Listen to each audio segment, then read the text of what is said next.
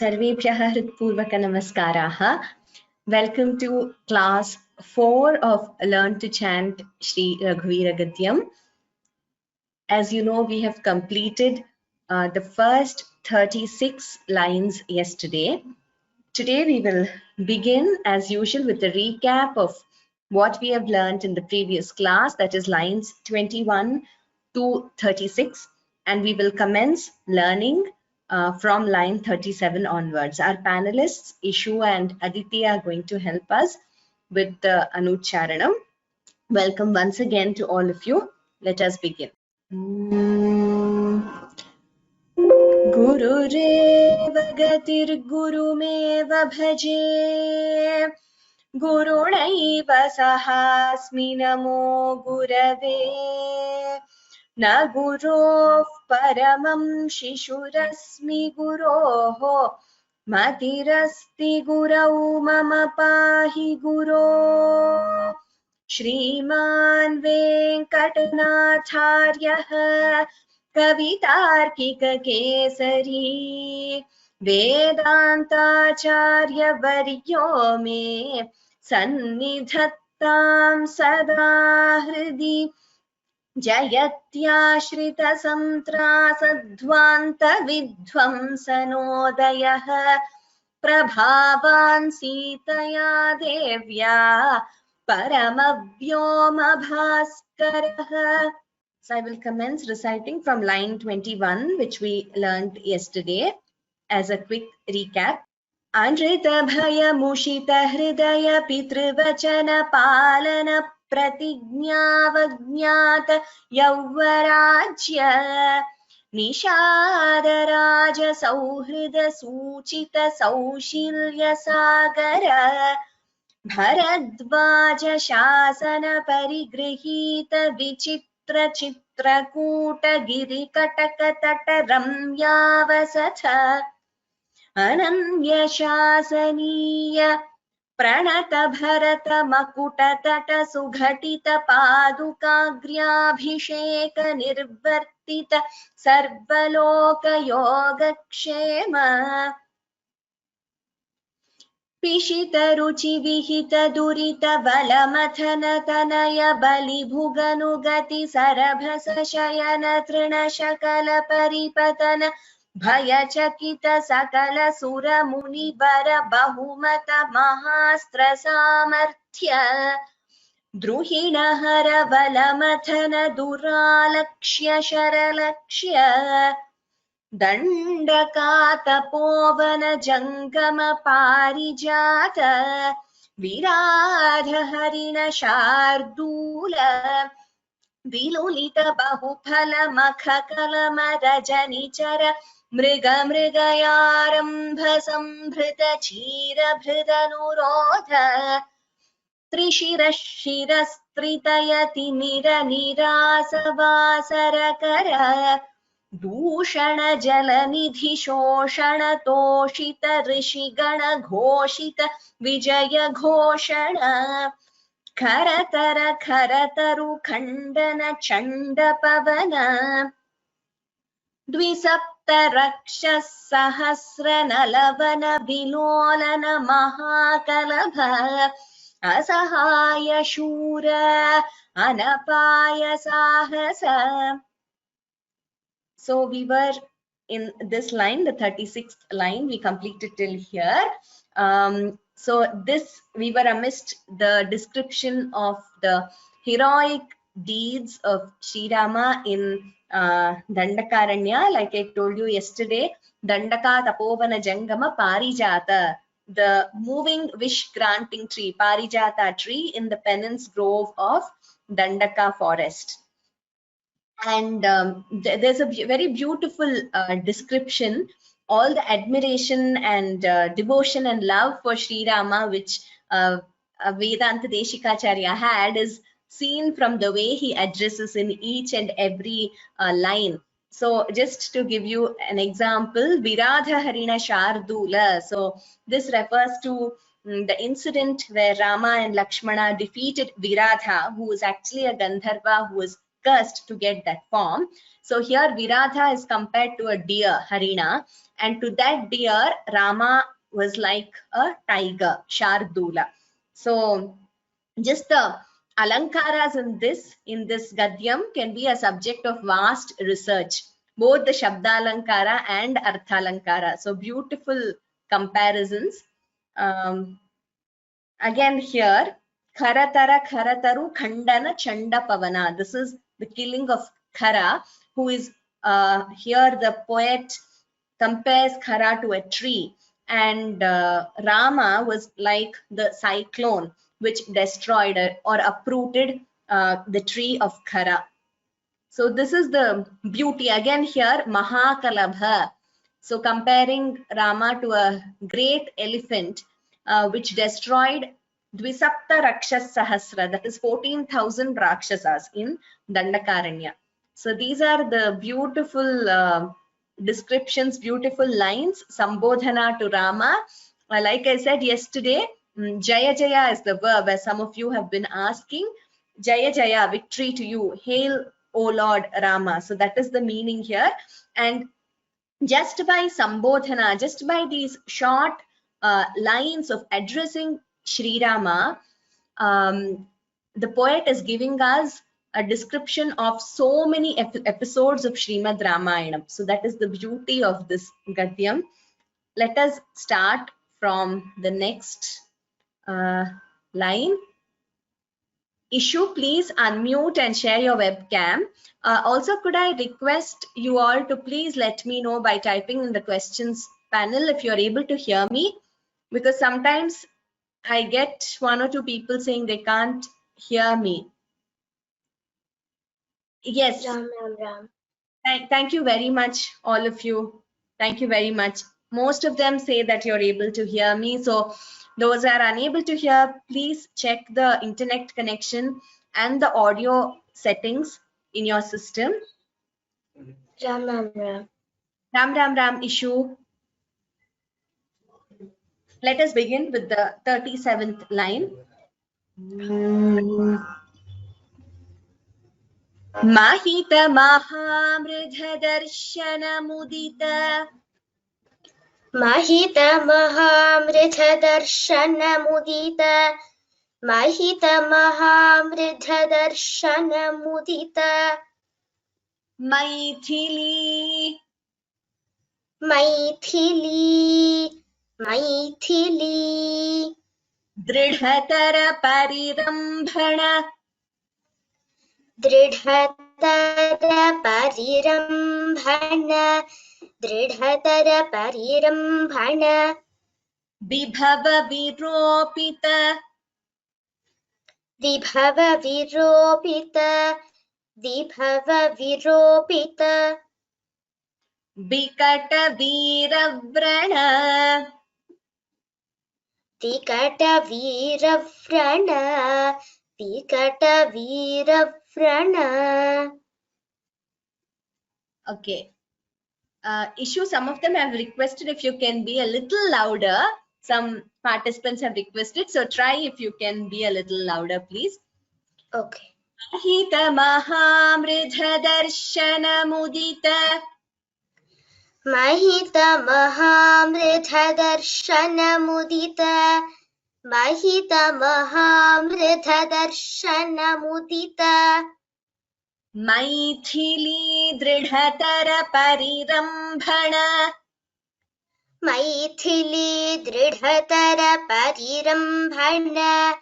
Maithili Dridhatara Parirambhana. Vibhava Viropita Vikata Viravrana.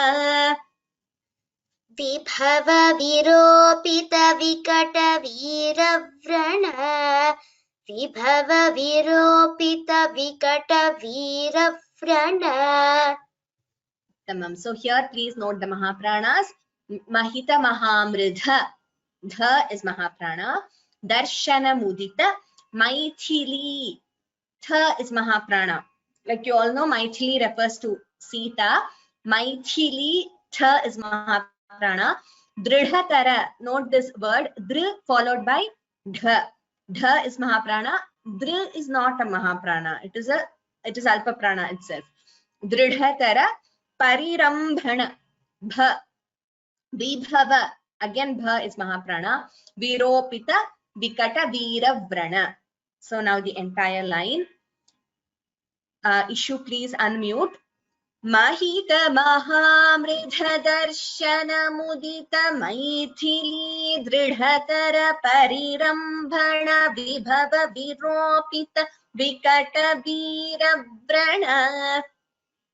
Mahita Mahamridha Darshana Mudita Maithili Dridhatara Parirambhana Vibhava Viropita Vikata Veeravrana. Mahita Mahamridha Darshana Mudita Maithili Dridhatara Parirambhana Vibhava Viropita Vikata Veeravrana. Maricha Maya Mriga Charma Parikarmita. Maricha Maya Mriga Charma Parikarmita. Maricha Maya Mriga Charma Parikarmita. Nirbhara Darbhastarana. Nirbhara Darbhastarana. Nirbhara Darbhastarana. Maricha Maya Mriga Charma Parikarmita Nirbhara Darbhastarana. Maricha Maya Mriga Charma Parikarmita Nirbhara Darbhastarana. Maricha Maya Mriga Charma Parikarmita Nirbhara Darbhastarana. Tamam. One of you has asked me if it is Mahita Mahamritha. Some versions have Mahita Mahamritha Darshana, but we are following Mahita Mahamritha Darshana. Like I told you, there are some Pathantaras, that is difference in versions. So like yesterday we learned Duralakshya Sharalakshya. Some versions have Duralaksha Sharalaksha. So due to certain reasons, we have also decided internally and checked with some of them as to which version we could follow, and we are following this version. I wouldn't say other versions are wrong, but we definitely acknowledge that there is more than one version, and this is one line 37 where we have also come across Mahita Mahamritha, but we are following Mahita Mahamritha, and that is what has been given. The same version which I'm teaching you here is given in the portal also. Veeravrana, there is no Mahaprana here. One of you has asked me. There is no Mahaprana in this particular word.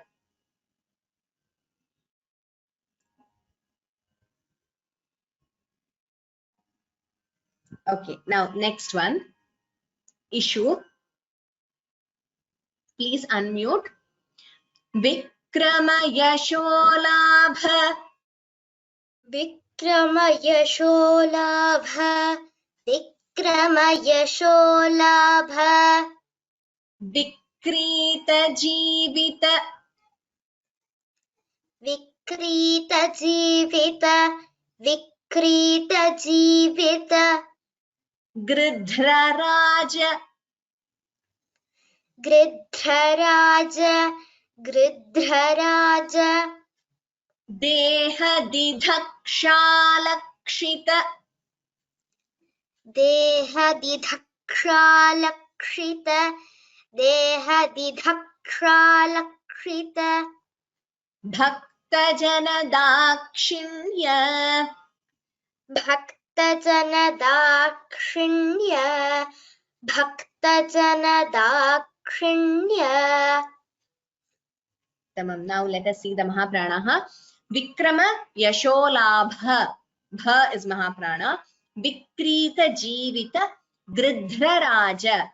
Here, note the pronunciation of this word. Gridhra. Dhra is Mahaprana. Gridhraraja Deha. Didhakshalakshita. Here Di is Alpaprana. Dha is Mahaprana. Bhakta Jana. Bha is Mahaprana. Dakshinya. This line refers to Rama performing the last rites and blessing Gridhraraja, that is Jatayu. Vikrama Yasholabha Vikrita Jivita Gridhraraja Deha Didhaksha Lakshita Bhakta Jana Dakshinya. We will repeat this. Vikrama Yasholabha Vikrita Jivita Vikrama Yasholabha Vikrita Jivita Vikrama Yasholabha Vikrita Jivita Gridhraraja Deha Didhaksha Lakshita Bhakta Jana Dakshinya. Gridhraraja Deha Didhaksha Lakshita Bhakta Jana Dakshinya Gridhraraja Deha Didhaksha Lakshita Bhakta Jana Dakshinya. Okay, so we have a question here. How to pronounce ksha? Is it the first sha or the second sha? It is the second sha. So it is k plus sha. So it is the shanmukha, that sha, the second sha. So it is not Shiva, Shankara, not that sha. This is a Sanyuktaksharam. Like I was telling you the other day, it has two vyanjane there. That is k and sh combined. Of course, it combines with the swara. Here it combines with a. Here in Lakshita with e. That is k plus sh plus e. But it is sha. So please note the pronunciation. This sha is the first sha. Vikrama Yasholabha Vikrita Jivita Gridhraraja Deha Didhaksha Lakshita Bhakta Jana Dakshinya. Vikrama Yasholabha Vikrita Jivita Gridhraraja Deha Didhaksha Lakshita Bhakta Jana Dakshinya. Vikrama Yasholabha Vikrita Jivita Gridhraraja Deha Didhaksha Lakshita Bhakta Jana Dakshinya. Uttamam issue. Before we move on, we have another doubt with reference to this line. Is ksha Mahaprana? So like I said yesterday, sha, sha, saha are Mahapranaha in the Avargiya Vyanjanani. Sha has two Vyanjanas in it. It has k and sh. The k is an Alpaprana, whereas sh is a Mahaprana letter. So Mahaprana simply means you require more breath while chanting it or pronouncing it. So this letter ksha has k, which is an Alpaprana, and it has sha, which is a Mahaprana letter. We'll move to the next line. Kalpita vibudha bhava. Kalpita vibudha bhava. Kalpita vibudha bhava.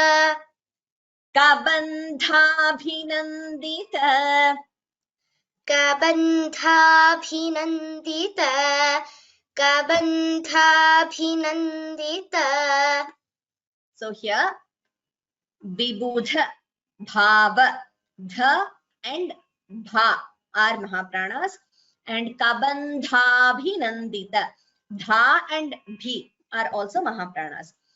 Kalpita vibudha bhava kabandhabhinandita. Kalpita vibudha bhava kabandhabhinandita. Kalpita vibudha bhava kabandhabhinandita.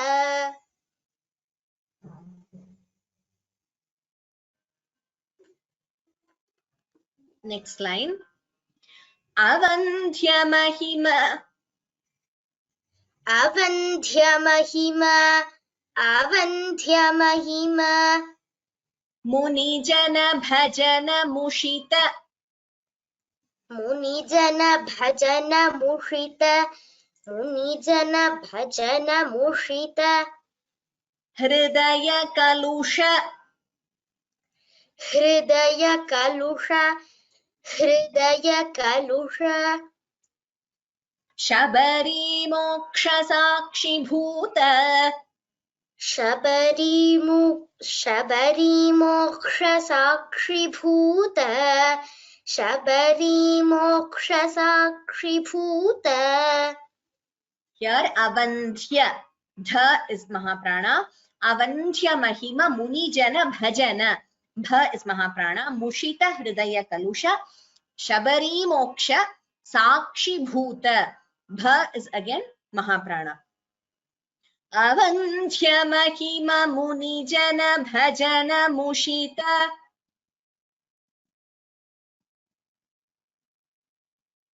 Avandhyamahima munijana bhajana mushita, Avandhyamahima munijana bhajana mushita, Hridaya kalusha shabari moksha sakshi bhuta.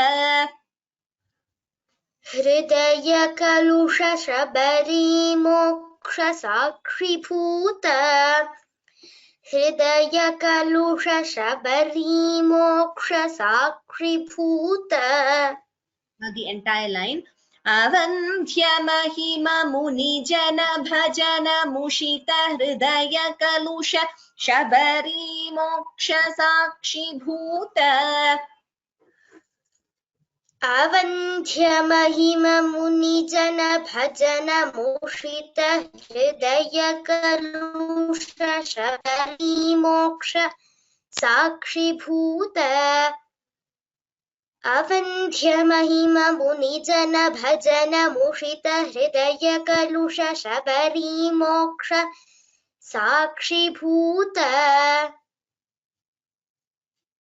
Uttamam Ishu.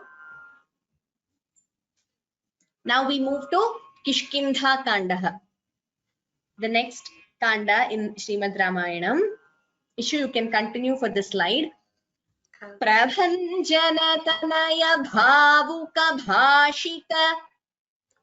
Prabhanjanatanaya bhavuka bhashita, Prabhanjanatanaya bhavuka bhashita, Ranjita hridaya. Ranjita hridaya, Ranjita hridaya. Here the Mahapranas are Prabhanjana, Bha, Tanaya, Bhavuka, Bha is Mahaprana, Bhashita, Bha is again a Mahaprana. See, in this Sambodhana, so beautifully the Kavi is capturing the entire episode of Hanuman meeting Rama and Lakshmana in disguise. Hanuman was in disguise, meeting Rama and Lakshmana for the first time. So, Marutehe Vak Kaushalam. You have a set of beautiful verses in Srimad Ramayanam, Valmiki Ramayanam, where Rama is so impressed by the eloquent speech, by the skillful, proficient speech of Hanuman, and he praises Hanuman. He praises Hanuman by referring to Lakshmana, as in he tells Lakshmana about the expertise in speech and the skillful, eloquent speech of Hanuman. So how he was so well versed in Vyakaranam, Vedas, etc. And only a person who is so well versed in all these will be able to speak with so much of eloquence and clarity, including his body language, etc. So the entire episode is captured in this beautiful line, Ranjita Hridaya. So Rama was very pleased by this expertise in speech of Hanuman. So that is what is referred to here, which is why all these works like Srimad Ramayanam and Sri Raghuvira Gadyam, they have evergreen values. So to learn the skill of speaking, the art of public speaking, and how to carry a message, etc. So all these lessons are very beautifully explained in these works. Let us chant this entire line. प्रभञ्जनतनय भावुक भाषित रञ्जित हृदय प्रभञ्जनतनय भावुक भाषित रञ्जित हृदय प्रभञ्जनतनय भावुक भाषित रञ्जित हृदय तरणिसुत शरणागति सुत शरणागति तरणिसुत शरणागति परतन्त्रीकृत स्वातन्त्र्य परतन्त्रीकृत स्वातन्त्र्य परतन्त्रीकृत स्वातन्त्र्य तरणिसुत शरणागति परतन्त्रीकृत स्वातन्त्र्य तरणिसुत शरणागति परतन्त्रीकृत स्वातन्त्र्य तरणिसुत शरणागति परतन्त्रीकृत स्वातन्त्र्य. Here paratantrīkrita svatantriya. So you have dvitvam, double sound before s. So two s's are heard. Paratantrīkrita svatantriya. Dhanyavadaha Ishu. Well chanted. Next.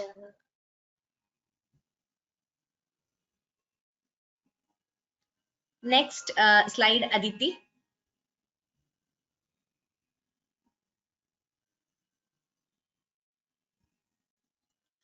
दृढ़ घटित कैलास कोटि दृढ़ घटित कैलास कोटि दृढ़ घटित कैलास कोटि विकट दुंदुभि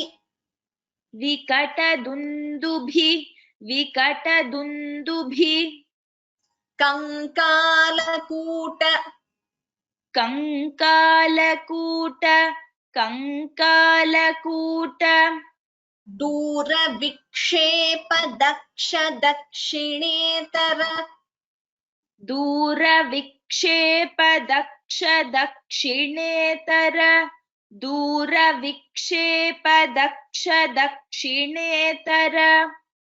पादांगुष्ठदर चलन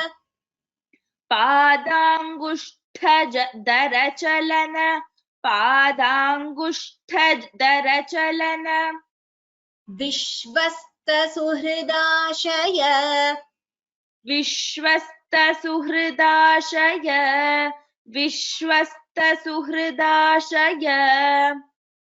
Here please note the Mahapranas. Dridha Ghatita. So two Mahapranas next to each other. Dha and Gha. Dridha Ghatita. Kailasa Koti Vikata. Dundubhi. Bhi is Mahaprana. Kankala Kuta. Dura Vikshepa Daksha Dakshinetara Padangushta. Tha is Mahaprana. Padangushta Dara Chalana. Vishwasta Suhridashaya. We will repeat this. दृढ़ घटित कैलास कोटि विकट दुंदुभि कंकाल कूट दूर विक्षेप दृढ़ घटित कैलास कोटि विकट दुंदुभि कंकाल कूट दूर विक्षेप दक्ष दृढ़ घटित कैलास कोटि विकट दुंदुभि कंकाल कूट दूर विक्षेप दक्ष दक्षिणेतर पादांगुष्ठदर चलन विश्वस्त सुहृदाशय दक्षिणेतर पादांगुष्ठदर चलन विश्वस्त सुहृदाशय दक्षिणेतर पादांगुष्ठदर चलन विश्वस्त विश्वस्तसुहृदाशय. Now the entire line. दृढ घटित कैलास कोटि विकट दुन्दुभि कंकालकूट दूर विक्षेप दक्ष दक्षिणेतर पादांगुष्ठधर चलन विश्वस्त सुहृदाशय. दृढ घटित कैलास कोटि विकट दुन्दुभि कंकालकूट दूर विक्षेप दक्ष दक्षिणेतर पादांगुष्ठधर चलन विश्वस्त सुहृदाशय. दृढ घटित कैलास कोटि विकट दुन्दुभि कंकालकूट दूर विक्षेप दक्ष दक्षिणेतर पादांगुष्ठधर चलन विश्वस्त सुहृदाशय. उत्तमम्. अतिपृथुल अतिपृथुल अतिपृथुल बहुविटपिगिरि बहुविटपिगिरि बहुविटपिगिरि धरणि विवर धरणि विवर धरणि विवर युगपदुदय विवृत युगपदुदय विवृत युगपदुदय विवृत चित्रपुंख वैचित्र्य चित्रपुंख वैचित्र्य चित्रपुंख वैचित्र्य. अतिपृथुल. Pr and thu. Thu here is Mahaprana. Mahaprana tha. Ta tha. Bahuvitapigiri. Dharani vivara. Dha is Mahaprana. Yugapadudaya vivrita. Chitrapunkha. Here kha is Mahaprana. Vaichitriya. अतिपृथुल बहुविटपिगिरि धरणि विवर अतिपृथुल बहुविटपिगिरि धरणि विवर अतिपृथुल बहुविटपिगिरि धरणि विवर युगपदुदय विवृत चित्रपुंख वैचित्र्य युगपदुदय विवृत चित्रपुंख वैचित्र्य युगपदुदय विवृत चित्रपुंख वैचित्र्य. The entire line. अतिपृथुल बहुविटपिगिरि धरणि विवर युगपदुदय विवृत चित्रपुंख वैचित्र्य. अतिपृथुल बहुविटपिगिरि धरणि विवर युगपदुदय विवृत चित्रपुंख वैचित्र्य. अतिपृथुल बहुविटपिगिरि धरणि विवर युगपदुदय विवृत चित्रपुंख वैचित्र्य. Tamam. Now we'll move to the next line. विपुल भुज विपुल भुज विपुल भुज शैल मूल निबिड शैल मूल निबिड शैल मूल निबिड निपीडित निपीडित निपीडित रावण रणरणक रावण रणरणक रावण रणरणक जनक चतुरुदधि विहरण चतुर जनक चतुरुदधि विहरण चतुर जनक जनक चतुरुदधि विहरण चतुर कपिकुलपति हृदय कपिकुलपति हृदय कपिकुलपति हृदय विशाल शिलातल विशाल शिलातल विशाल शिलातल दारण दारुण शिलीमुख दारण दारुण शिलीमुख दारण दारुण शिलीमुख विपुल भुज bha is mahaprana chaturudadhi. See here udadhi is the word. Chaturudadhi refers to four oceans here being referred to. This is a reference to Vali, who is an expert in just crossing over, or rather leaping over four oceans. Chaturudadhi viharana chatura. Udadhi, note the word. The is mahaprana. Dhi, the second dhi, sorry, the is alpa prana. The second dhi is mahaprana. Chaturudadhi. Shili mukha, kha is mahaprana. विपुल भुज शैल मूल निबिड निपीडित रावण रण रणक विपुल भुज शैल मूल निबिड निपीडित रावण रण रणक विपुल भुज शैल मूल निबिड निपीडित रावण रण रणक जनक चतुरुदधि विहरण चतुर जनक चतुरुदधि विहरण चतुर जनक चतुरुदधि विहरण चतुर कपिकुलपति हृदय विशाल शिलातल दारण दारुण शिलीमुख कपिकुलपति हृदय विशाल शिलातल दारण दारुण शिलीमुख कपिकुलपति हृदय विशाल शिलातल दारण दारुण शिलीमुख. Here please note dharana daruna. So first is dharana, second is daruna. Again see the play of the words. Now the entire line.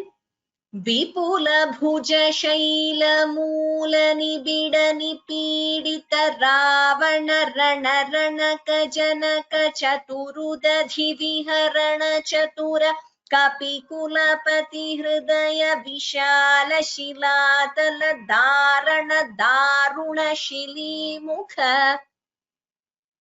विपुल भुज शैल मूल निबिड निपीडित रावण रण रणक जनक चतुरुदधि विहरण चतुर कपिकुलपति हृदय विशाल शिलातल दारण दारुण शिलीमुख विपुल भुज शैल मूल निबिड निपीडित रावण रण रणक जनक चतुरुदधि विहरण चतुर कपिकुलपति हृदय विशाल शिलातल दारण दारुण शिलीमुख. Tamam. Next line. So next we come to Sundarakandaha.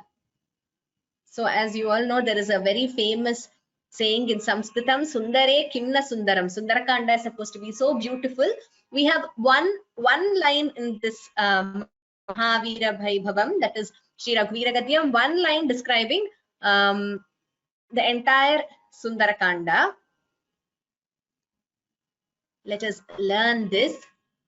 Apara paravara Apara paravara apara paravara parikha parivrita parikha parivrita parikha parivrita parapura parisrita parapura parisrita parapura parisrita davadahana javana pavana bhava davadahana javana pavana bhava davadahana javana pavana bhava kapivara parishvanga bhavita कपिवर परिष्वंग भावित कपिवर परिष्वंग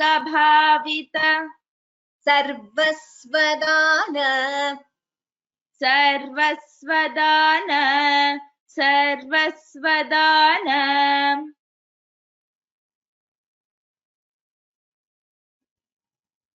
Okay, so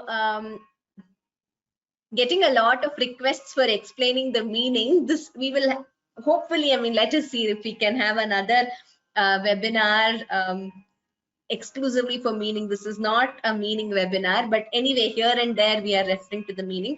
So this is this line, Sundarakanda, is referring to the episode where Sri Rama gives a very affectionate embrace to Hanuman after Hanuman's heroic deeds in Lanka of finding Sita and of burning Lanka and coming back. So Hanuman comes back and reveals Drishta Sita. So first he tells the Vanaras, and then of course they go and they report this to Sugriva, Rama and Lakshmana.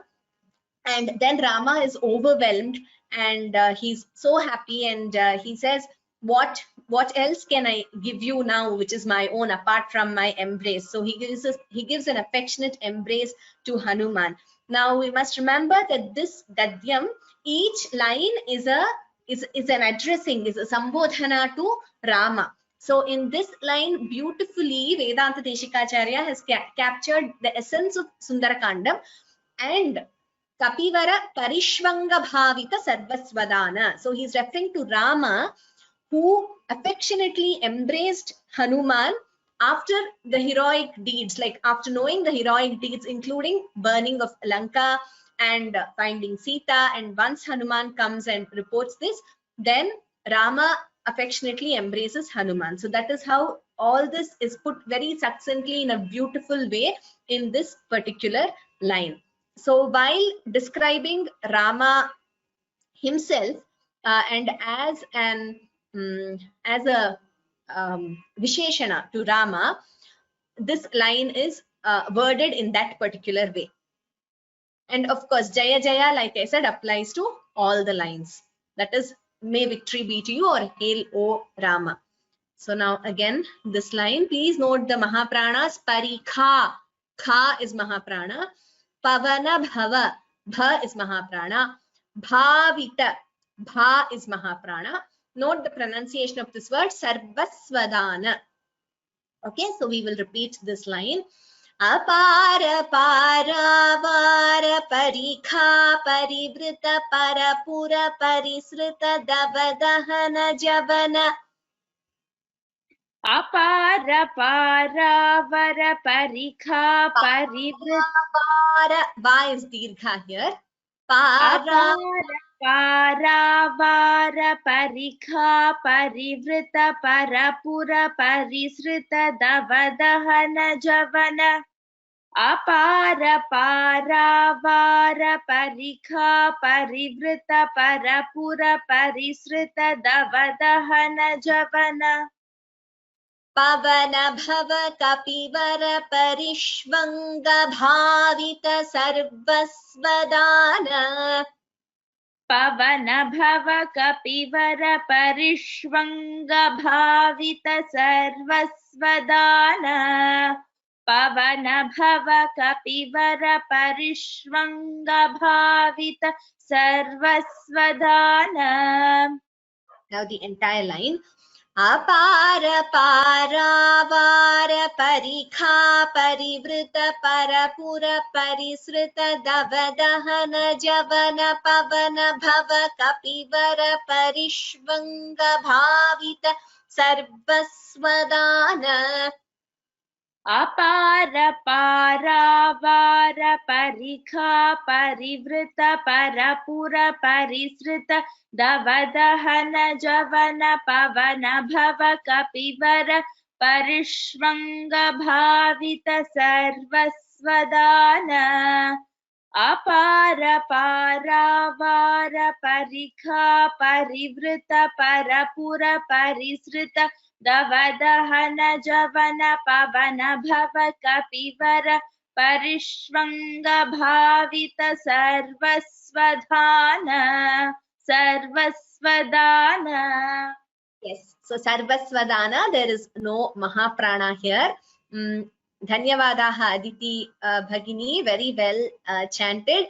Somehow there were a lot of requests for explanation of this line, and one of you has said that you've been reciting this line since your school days. Very happy to know. So I think, which is why it is so important if we can study Sanskritam. So then we will be able to appreciate what we chant, what we recite, be it a Gadyam or Shlokas or anything, we will be able to understand on our own. And I think for any language, and especially for Sanskritam, no translation would do as much justice to experiencing and enjoying Kavyam as much as reading it in its original. Of course, we are all learning, we are beginners, we will require the aid of dictionaries and some translation, but once we start learning the language, we can appreciate it better, experience it better, rather than just picking up a translation and reading it. So all of you, please try and learn this beautiful language. There are many courses, and in Vyoma and many organizations also are offering basic courses, exams, etc.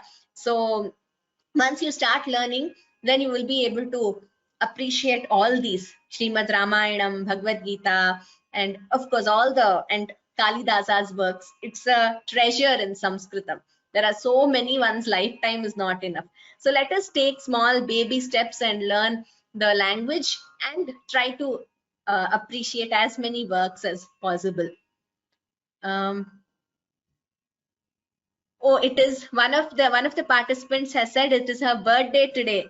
Janmadinasya hardaha shubhashayaha Priyadarshini Bhagini, and she is very happy to learn Raghuvira Gadyam today. Very happy that you've joined us today for class, and hardaha shubhashayaha. We will move to individual chanting. We have a few minutes left.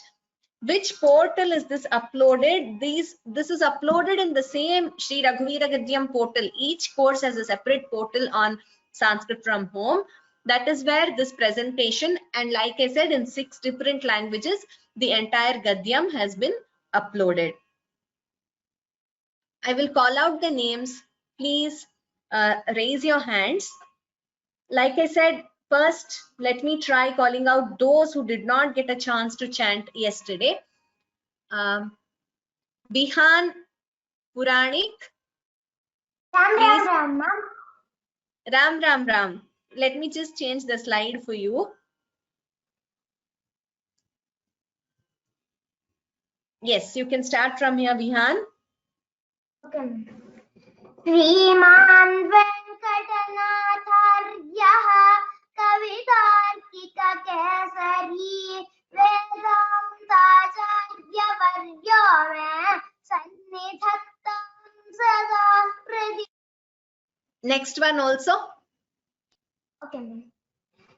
Jayatyashrita santrasadhvanta vidhvamsanodaya prabhavan sitaya devya paramavyoma bhaskaraha.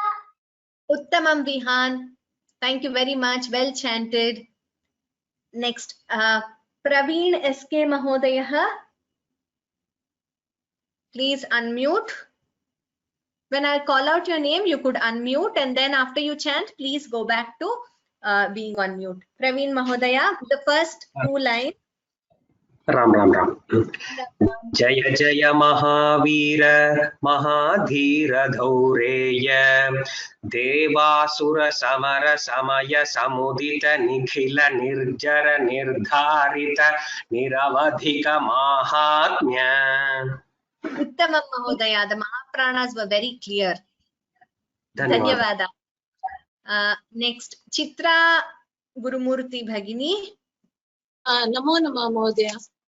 Namo Namaha.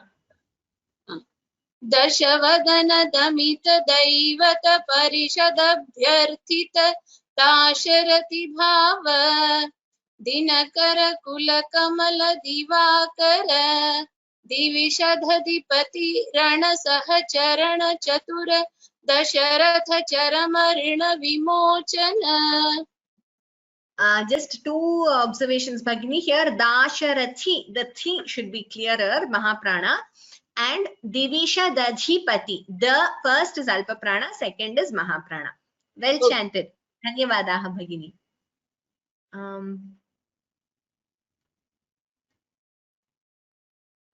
Next. Vijayalakshmi, Bhagini.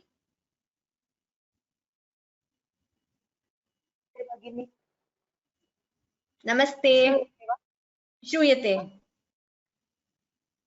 कोसलसुता Kumar भाव कंचुकित कारणाकार कौमार केलि कोपायित कौशिकाध्वर रणाध्वर धुर्य भव्य दिव्यास्त्र वृंद वंदित.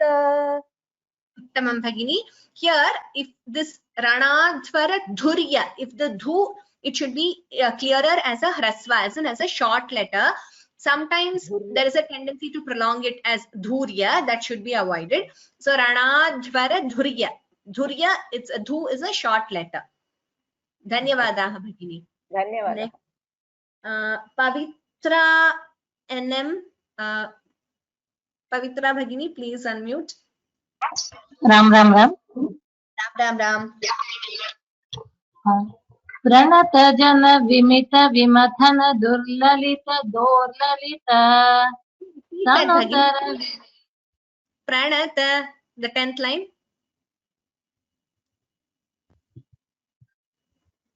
प्रणत जन.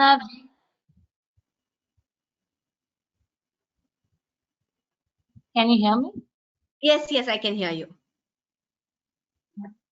प्रणत जन विमत विमथन दुर्ललित दोर्ललित तनुतर विशिख विताडन विघटित विशरारु शरारु Tataka ताटकाय. Tatakeya.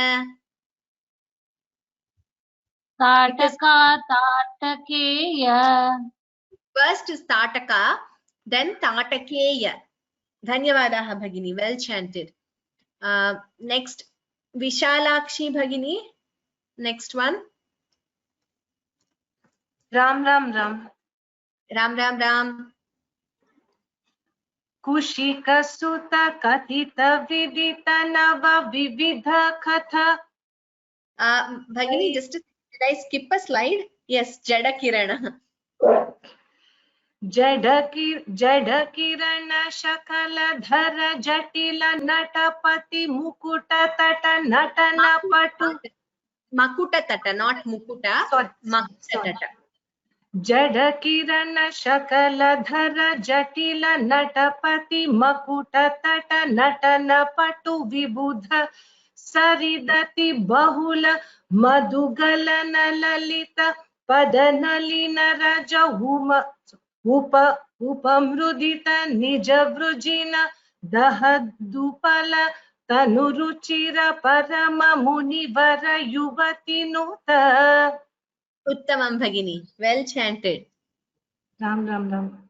Ram. Those who finish chanting, request you to please go back to mute. Otherwise, we will have a lot of lag and disturbance when others are chanting.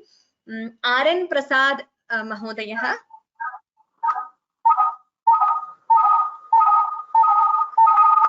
I think there is some. Ram Ram Ram.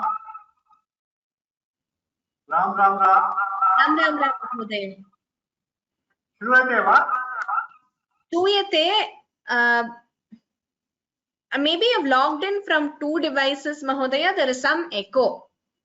Okay. But anyone could chant. Okay.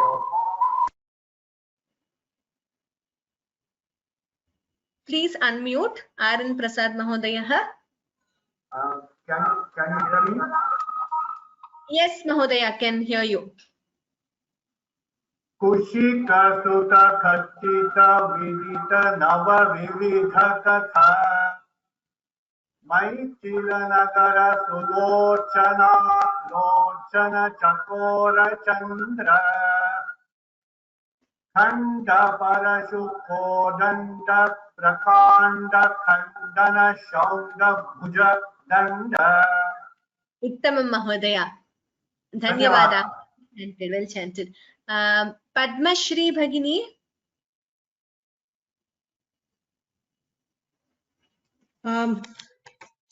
चण्डकर Kiran मण्डल बोधित पुण्डरीकवन रुचि लुण्टाकलोचन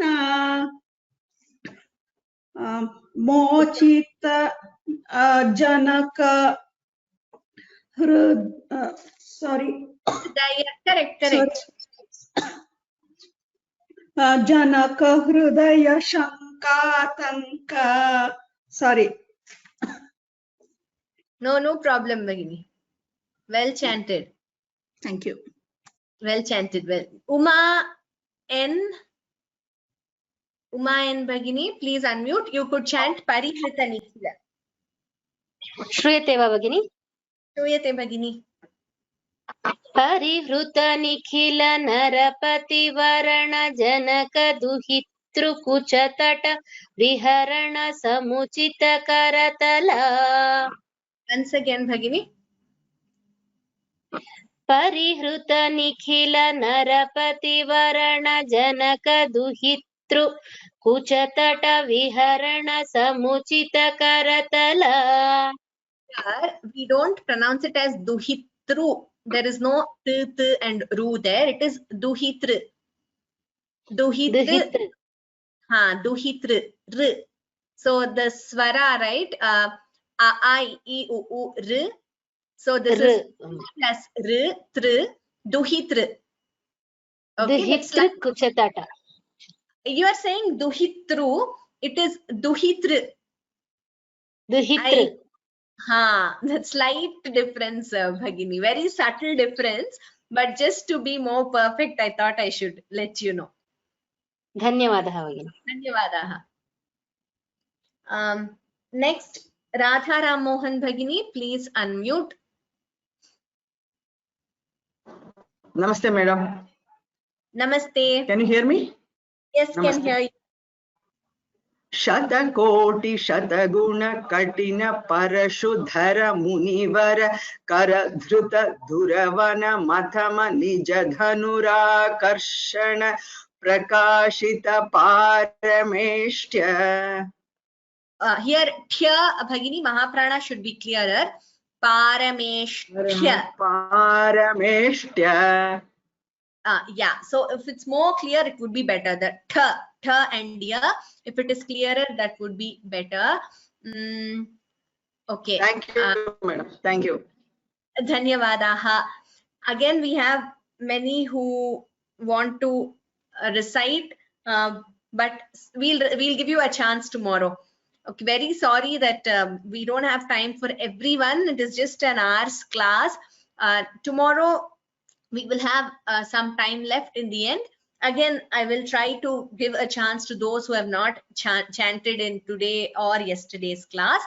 And hopefully the last 2 days, we will have more time for individual chanting. So we would have finished learning most of the lines by then, or rather the entire Gadyam. So the last 2 days, we will have more time. So please practice, all of you. One of you has asked me whether tomorrow you have to log out and log in for the Gita class. Yes, so you will have to log out of this webinar.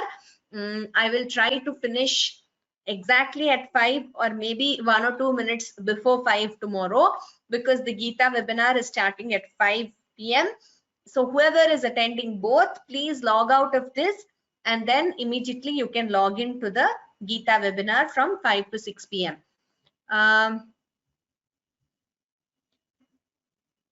So let us conclude as usual with the last verse and Shanti Mantraha. Tomorrow, before we commence learning the new lines, I will quickly revise whatever we have learned today.